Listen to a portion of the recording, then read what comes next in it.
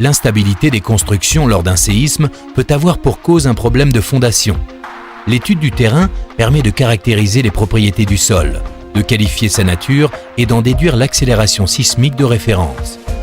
Elle sert aussi à définir les risques d'effondrement souterrain, d'éboulement ou de liquéfaction du sol en cas de séisme.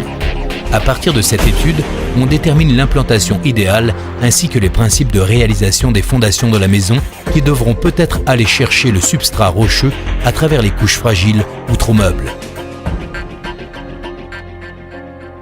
Les fondations sont conçues en adéquation avec la nature du sol et organisées de façon à réagir comme un système solidaire et lié efficacement à la superstructure. Dans les angles et les croisements, les armatures sont posées avec des recouvrements, de façon à assurer la continuité de l'armature dans les 3 directions. Les semelles sont exécutées en béton armé. Le moment crucial, c'est au départ, c'est au niveau de l'implantation du chantier, même un petit peu en amont, c'est-à-dire au niveau du sondage de sol pour savoir exactement et connaître la nature du sol. Et après, au niveau de l'ouverture des fondations et au positionnement du ferraillage des fondations. Tout maçon peut être en mesure de respecter ces règles parasismiques. C'est déjà c'est à la base aux fondations, donc il y a la mise en place des poteaux raidisseurs qui nécessitent quand même une attention particulière puisque c'est au départ. Il faut vérifier le coulage des fondations, le coulage des planchers et là à chaque fois il y a une personne intégrée dans la société qui contrôle, qui est en fait le conducteur de travaux et qui contrôle toutes ces opérations en parallèle avec le maçon.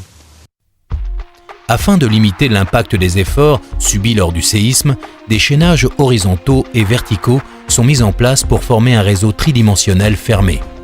Ainsi, pendant le séisme, l'ensemble de l'ossature bouge et se déforme, mais reste cohérent et solidaire grâce à la résistance des liaisons entre les divers éléments.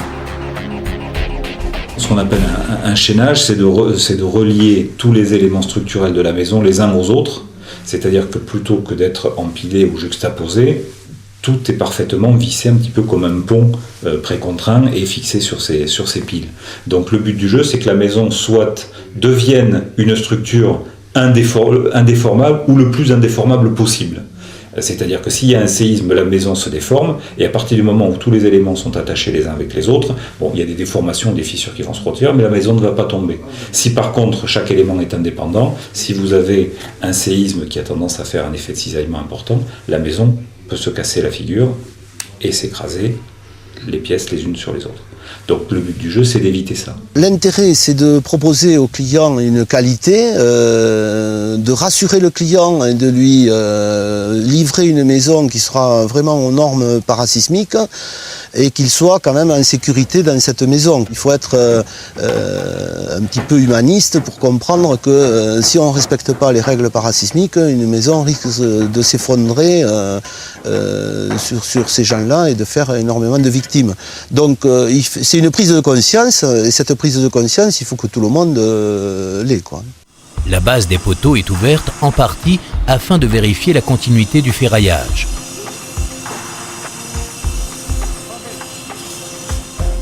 À l'étage, la continuité verticale de l'ossature permet de transférer les efforts verticaux jusqu'aux fondations. Les planchers et la charpente constituent le contreventement horizontal qui transmet les charges sismiques aux éléments porteurs verticaux. Les dispositions constructives au niveau des planchers doivent leur garantir un ancrage périphérique satisfaisant et une solidarisation de leurs composants.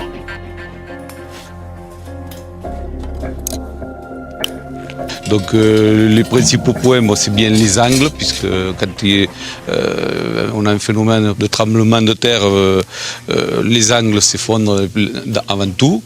Et on est quand même responsable, puisque l'architecte ou le pavillonneur doit nous donner un plan, donc on est en mesure, nous, de savoir lire un plan. Maintenant, il y a des obligations légales, il y a, même sur des maisons individuelles, les entreprises sont tenues de fournir des plans parasismiques. Les bureaux d'études le font sans aucun problème, y compris pour les maisons individuelles. Donc je dirais, si l'entreprise respecte les plans, il n'y a aucune raison que les choses se passent mal à la sortie. La présence de trémies peut affaiblir le contreventement horizontal, notamment si elle est de grande taille ou disposée dans les angles. Sa périphérie est donc renforcée. Sa taille et sa position sont choisies pour ne pas fragiliser la structure. La charpente est également contreventée afin de réagir comme un système uni et solidaire de l'ensemble de la construction. Ces différents composants sont reliés entre eux. La charpente est ancrée dans le chaînage périphérique afin de transmettre les charges sismiques aux éléments verticaux. Les matériaux de couverture sont le plus légers possible et doivent être fixés à la charpente. Les moments cruciaux de vérification partent des fondations, au niveau de l'élévation des murs, au niveau de la structure proprement dite.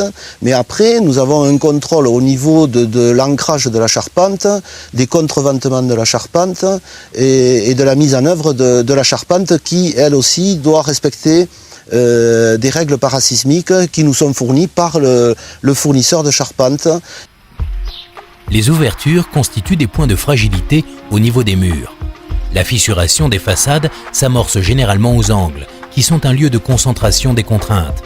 Il est par conséquent nécessaire de prévoir un encadrement rigide des ouvertures reliées au chaînage. On évitera de placer une ouverture trop proche de l'angle d'un bâtiment. Pour les escaliers, il est important que la structure forme un ensemble rigide, solidement lié au chaînage. Les balcons constituant une console soumise potentiellement à des déplacements verticaux, le ferraillage de cet élément est soigné en conséquence. Les chutes de cheminées peuvent avoir lieu lors de séismes de faible intensité et causer d'importants dommages. L'élancement des cheminées est donc limité ou corrigé par des dispositions spécifiques telles que le haubanage. La chute d'éléments non structuraux peut également être à l'origine de blessures. Il convient donc de fixer solidement le mobilier, comme les armoires ou les luminaires. La philosophie, de toute façon, c'est de laisser passer, c'est de faire comprendre que bon, c'est une contrainte, certes, c'est une contrainte, je dirais, de sécurité des personnes. À partir de ce moment-là, à nous, constructeurs et aux entreprises, d'essayer de faire qu'elle soit le plus discrète possible. Bon, que le jour, c'est comme quand vous avez une voiture, le jour où il y a un airbag qui se met en route, vous êtes content de l'avoir. Le jour où il y a un séisme, vous êtes content que la maison, elle vous tombe pas sur la tête. Je crois que ça me paraît le plus évident. Enfin, ça paraît simple quand c'est dit comme ça, mais je dirais c'est quand même la philosophie de la réglementation. Il est sûr que dans une zone sismique par rapport à une zone qui ne l'est pas, il y a un surcoût obligatoirement lié à la gestion de tous les chaînages complémentaires imposés par la réglementation.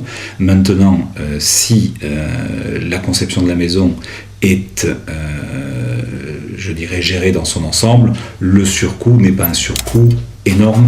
Bien qu'une légère augmentation du coût de construction soit possible, elle reste un investissement qui garantit un habitat sécurisé et pérenne. Le bâti existant est rarement de conception parasismique. Lorsqu'une modification doit y être portée, une étude au cas par cas s'impose afin de ne pas fragiliser le bâtiment. Par ailleurs, si les travaux envisagés modifient significativement la structure, la réglementation demande que l'ensemble du bâtiment soit rendu parasismique. Les extensions s'inspirent des constructions nouvelles. On conçoit la nouvelle structure conformément aux règles parasismiques. Elle peut être directement adossée à la structure ancienne ou être séparée de cette dernière par un joint vide, évitant le transfert de charge entre les deux structures.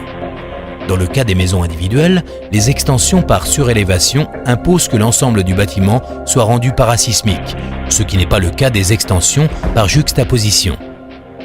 Des travaux courants tels que la création d'une ouverture ou la suppression d'un mur risquent de fragiliser la structure. Aussi, il est vivement recommandé de se faire conseiller par un professionnel. On peut faire du parasismique avec du béton, avec du bois, avec du métal, avec tout ce qu'on veut. Les règles sont les mêmes, les coefficients, les contraintes des matériaux sont différentes, mais la philosophie est la même.